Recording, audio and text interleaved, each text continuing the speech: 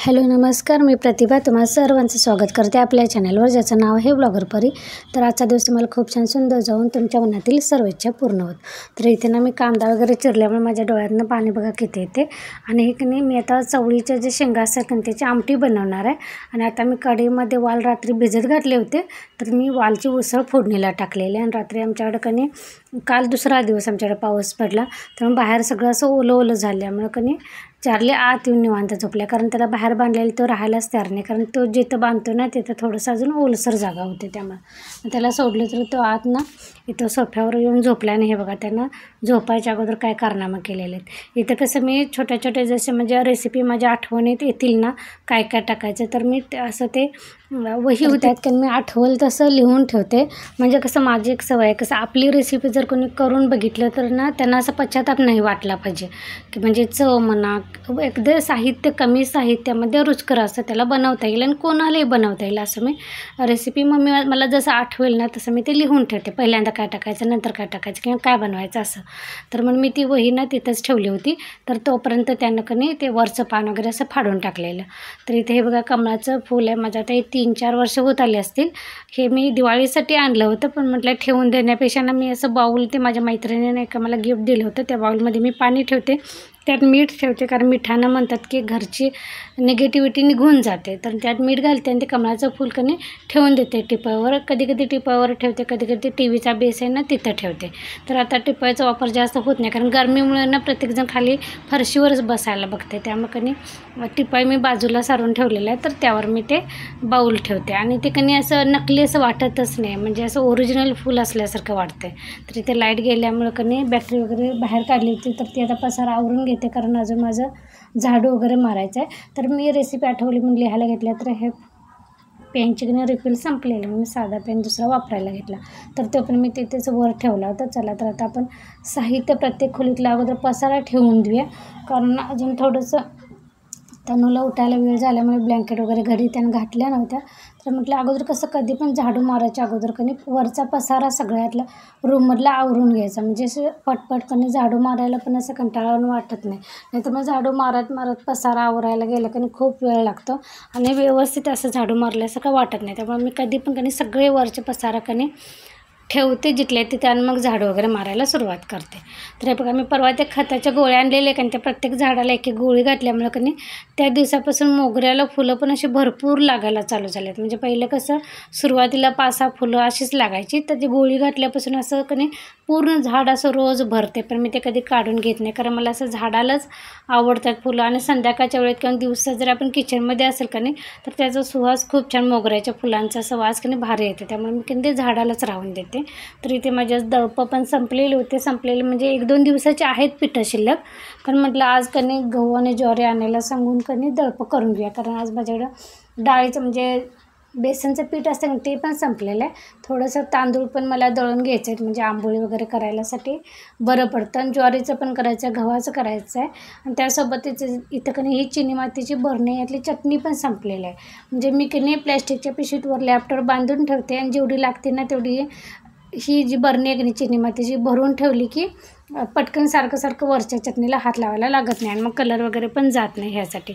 आणि मग छोटी बरणी किचन कट्ट्यावर आहे, त्यामध्ये मी जितकं लागेल तेवढं काढून घेते। तर ह्या बरणीतली पण चटणी माझी संपलेली होती, म्हणून म्हटलं ती घासून आज कधी ऊन आता पडले, काल पाऊस पडल्यामुळे तरी पण सकाळीपासून ऊन आहे कडकडे, तर म्हटलं हे डबे पण कधी वाळून जातील, कारण दुपारनंतर परत जर पाऊस पडायला चालू झाला तर मग डबे वाळणार नाहीत। त्यामुळे मी चिनी मातीची बरणी आणि ज्वारीचं आणि गव्हाच्या पिठाचे डबे पण रिकामे केले। थोडंसं पीठ होतं ते मी काढून घेतलं आणि सगळे ते बाहेर पालती घालून ठेवलेलं आहे। तर इथे ना गहू आणलं होतं, पण आणायला ह्यांना 4 वाजले होते, त्यामुळे मी फक्त गव्हाचं दळप केलं आणि तांदूळ निवडून ठेवलं, कारण कधी दळपात तांदूळ मी राशनचंच घालते, त्यामुळे त्यात कणी असे खडे थोडेसे असतात, त्यामुळे ते निवडून ठेवायला लागतात। तर इथे मी गहू पण दळप केलं, गिरणीत घातलं, आणि मग तोपर्यंत कसं संध्याकाळचं 5 किंवा 5:30 नंतर कधी मी गिरण लावत नाही, कारण कसं ते व्होल्टेज सगळ्यांच्या लाईटी चालू असल्या कधी ते गिरण असं पटकन त्याचं पीठ तयार होत नाही। म्हणजे तुम्हाला 10 मिनटं जर पीठ व्हायला लागत असेल तर कधी संध्याकाळचं डबल 20 मिनिट जातात। म्हणून मी संध्याकाळचं शक्यतो कधी सगळ्यांच्या लाईटी चालू झाल्या ना 6च्या दरम्यान, तर मी ते गिरण लावत नाही, त्यामुळे मी फक्त गव्हाचंच लावून घेतलं। आणि ज्वारीचं अजून दळप करायचं आहे, ते मी उद्या करेन. त्यानंतर डाळ पण थोडीशी उन्हात ठेवायला पाहिजे, कारण कसं हवा गार सुटल्यामुळे 2 दिवस कणी ते हरभऱ्याची डाळ मी बेसनसाठी आणली, पण ती मऊ पडते आणि मग कसं ते गिरणीत घातलं कणी की ते पीठ असं चिकटून राहतं. असं ते गिरणीचं पण ते चालू केल्यानंतर गरम गरम असतं की नाही, तर उभीनं सगळं ते पीठ कणी चिकटून राहतं. त्यामुळे थोडंसं उद्या कणी दिवसभर उन्हात ठेवेन, म्हणजे उद्या ज्वारीचं, तांदळाचं आणि बेसनचं असं करून घेईन. आज फक्त मी गव्हाचं टाकून घेतलं, कारण गव्हाचं व्हायलाच मला कणी 1 तास लागला. तोपर्यंत 6 वाजायला आले, म्हणजे 5:30 पावणे 6 वाजले, म्हणून मी बंद केले. त्यानंतर मी किचनमध्ये आली होती, कारण मला कणी आज कच्च्या करवंदाचा खरडा करायचा होता. त्याचा मी शॉर्ट व्हिडिओ अपलोड केलेला आहे, तर तुम्हाला जर बघायचं असेल तर नक्की जाऊन बघू शकता. तर इथे ना मी मिरच्या भाजायला घातल्या होत्या आणि कच्ची करवंद मी त्या बाउलमध्ये पाण्यात अशी भिजत घातली होती, म्हणजे ते पटकन त्याचा खरडा बनवायला येईल ह्यासाठी. तर ही जेवलेली ताटं वगैरे मी घासली नव्हती आणि चहाची होती, तर ती मी आता म्हटलं ते मिरच्या भाजतोपर्यंत कणी ते घासून घेऊया, कारण आज काय बाहेर चहा वगैरे काही दिला नाही, कारण त्यांनी कणी ते स्प्राईट काय तर गरमीमुळं कणी त्यांनी ती बॉटलांनी पिली होती, त्यामुळे त्यांना चहा कोणाला नको होता. त्यामुळे फक्त माझ्यापुरता चहा करायचा होता, त्यामुळे कणी मी चहा केला आणि त्यानंतर ही भांडी सगळी घासायला घेतलीत. आणि कधी पण भांडी घासताना कणी बेसिन पहिल्यांदा घासून घ्यायच्या, भांडी पहिल्यांदा रिकामी करायची, पाण्यानं धुवून घ्यायची आणि वर ठेवायची. त्यानंतर बेसिनचं घासायची घासणी वेगळी ठेवायची आणि भांडी घासायला घासणी वेगळी ठेवायची. पहिल्यांदा बेसिनला साबण लावून घासून घ्यायचं, म्हणजे कसं भांड्याचा तेलकटपणा असतो की नाही जेवणाचा वगैरे, तर तीच भांडी घासून परत मी बेसनमध्ये ठेवली की नाही की धुतल्यानंतर परत ती भांडी तेलकट होते. त्यामुळे कधी पण भांडी रिकामी झाल्यानंतर पाण्यानं पहिल्यांदा फक्त धुवून घ्यायची, मग बेसिन घासायचं आणि त्यानंतर कणी भांडी घासायला सुरुवात करायची. असं संध्याकाळचे कणी 5:45 वाजायला आलेत. माझं गव्हाचं दळप झालेलं, मला आता डाळ घातली असती तरी पण चाललं असतं, पण ते कसं मला चाळण बदलायला लागत आहे. गव्हाला कसं बारीक पिठाची चाळण आणि ज्वारीला आणि आपलं बेसनचं जे असतं की नाही झुणका वगैरे पिठलं वगैरे करायसाठी, किंवा आपण आळूवडी करतोय तर त्यासाठी ते पीठ लावायचं असतं, मग ते कणी असं रव्यासारखं दळायला लागते. त्यासाठी जराशी मोठ्या होलांची चाळण लावायला लागते. मग ते कणी गिरण अशी गरम असली की ते बदलायला येत नाही, म्हणून मी गिरण बंद करून ते बंद केलं. आता ते सगळं उद्या परत मला सुरुवात करायला पाहिजे. आणि मी ते मिरचीचा ठेचा झाल्यानंतर कणी लगेच जेवणाला घातलं होतं, कारण वातावरण पण ढगाळ झालं होतं, वारं थोडंसं सुटायला झालं होतं. पाऊस नव्हता आला, पण मला वाटलं का 2 दिवस पाऊस येऊन गेला होता ना, त्यामुळे आज पण येईल आणि मग लाईट गेली की परत किचनमध्ये काय करायला होत नाही. त्यासाठी मी खरडा पहिल्यांदा बनवून घेतला. त्यासोबतच मी आज भात केला, त्यानंतर भाकरी केल्या होत्या. त्यानंतर कणी आमटी काय सकाळीची मी चवळीची फोडणीला टाकलेलेच, आमटी काय जास्त आमच्यात लागत नाही, त्यामुळे सकाळची आमटी थोडी आणि संध्याकाळी ऑमलेट करणार आहे दोघांच्या पुरतं, आणि माझ्यापुरतं वालची उसळ शिल्लक होती. त्यामुळे आज काही जेवण फक्त जास्त नाही फक्त खरडा, भात आणि भाकरी एवढंच करायला लागत होतं. तर त्यामुळे मी कणी आणि म्हटलं पाऊस येईल, त्यामुळे मी हे खरडायला आता म्हटलं गॅस चालूच केला होता. त्यासोबतच मी बाकीचं पण पटापटा आवरून घेतलं. त्यानंतर आमच्याकडे ना संध्याकाळ करून पाणी आलं होतं, कारण बाहेर ते काहीतरी केबलला रस्त्याच्या कडेला खोदलेलं, त्यामुळे कणी पाईप लिकेज झालेली, त्यामुळे काल काय पाणी सोडलं नव्हतं. त्यामुळे आज संध्याकाळ करून कणी आमच्याकडे पाणी आलं होतं. त्यामुळे पाणी सगळं भरून घेतलं.